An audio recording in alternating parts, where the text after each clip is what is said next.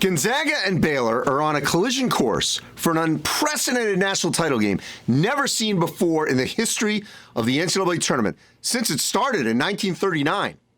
7 teams have finished the season undefeated with the national title.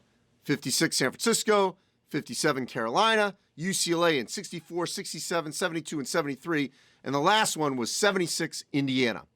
But none of them faced an undefeated team in the title game. The closest we've seen to an undefeated team since Indiana was Kentucky in 2015, before the Wildcats were beaten by Wisconsin, by the way, also in Indianapolis at Lucas Oil Stadium. So what are the chances that the Bulldogs and Bears could pull this off? Actually high. The Zags are dominating the WCC, kind of like UNLV did in the Big West in the early 90s. The offense is the tops in Division I at 94.3. The options are plentiful. You've got Corey Kispert, Drew Timme, Jalen Suggs, Joel Ayayi, Andrew Nembhard, Aaron Cook, Antoine Watson. They're all capable of leading the Zags on a given night.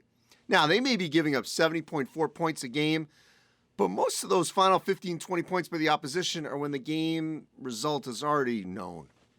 Baylor, by the way, has already won at Big 12 road foes, Texas Tech, Texas, and Oklahoma State. They still got to go to Oklahoma, West Virginia, and Kansas, but they'll be favored in every one of those games. The reason is the Bears average a 4th best 87 points a game nationally, 27th best 62.8 points on defense. And like the Zags, the Bears have plenty of options.